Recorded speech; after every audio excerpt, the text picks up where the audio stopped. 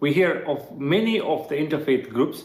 I myself have gone to the Southall Park a couple of times at the interfaith get together once a year they have.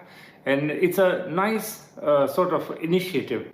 But is it really effective? What do they do, and how does Hinduism fit into this whole thing? Wonderful way to address the issue. First of all, you see, I've been in this country for about 55 years.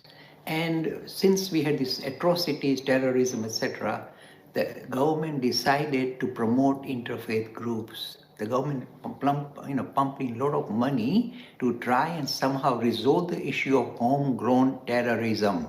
This is the foundation of interfaith groups. It's nothing to do with being really truly friendly and truly trying to understand each other's religion. The idea was to simply calm down the kind of more violent lobby in the United Kingdom so we don't have homegrown terrorism. This was the foundation of interfaith work in the United Kingdom. The government promoted it, the local councils promoted it. This was kind of in a way, but when I used to belong to 4 interfaith groups, and I was a main contributor to the London Interfaith Centre for many, many years.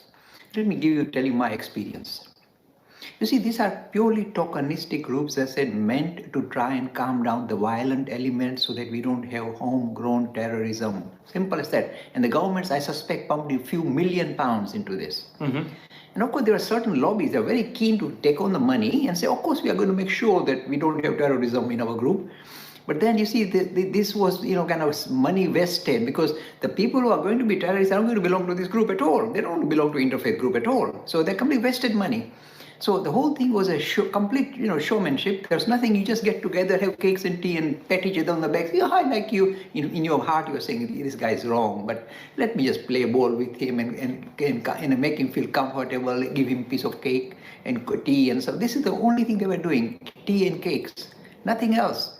They kind of do certain events together, and I participated in many and gave lectures at many. But when I look at the reaction, in fact, the final outcome, it was very poor. None of these interfaith groups were prepared to kind of, in a way, try and embrace the idea that is central in Hinduism, pluralism, many pathways to be spiritual. If the interfaith groups would have listened, would have embraced this idea, then terrorism would stop automatically. You don't have to kill each other because this is his way, this is my way. Full stop. There's no need to convert, kill, or to try and score points. But this was not allowed to happen, I'm telling you bluntly, because the establishment in this country is highly, strongly Christian-oriented, highly exclusivist in its agenda. I'll give you an example. You see, the biggest interfaith group was Interfaith Network in the United Kingdom.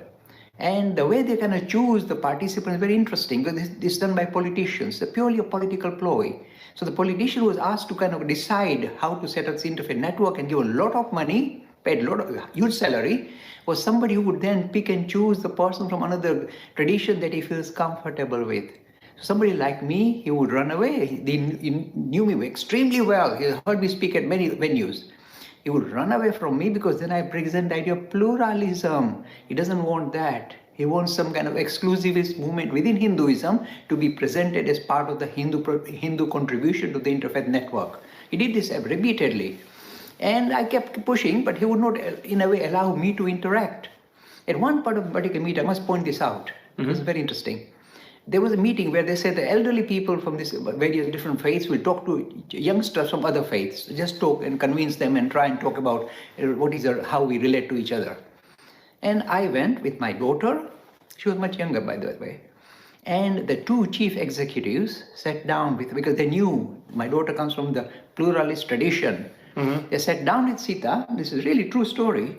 And they quizzed her to no extent. They keep quizzing her, kind of pushing her and trying to tell her to give up pluralism. And they tried every trick. They were really winding my poor daughter up. She was about to cry. They were really nasty people, nasty. So they were trying to push her. And finally, their trick they used is, Sir Sita, suppose you decide one of these days that you don't like Vivekananda and want to join another Hindu group, what will your father say? They expected Sita to say, my father said, no, you can't abandon Vivekananda. That means I become exclusivist too. My daughter was up to the mark. She said, if I tell my father I don't like Vivekananda, I want to move on, he will say, go ahead, my daughter. He will say, go ahead. This is pluralism. And they were really, knocked out.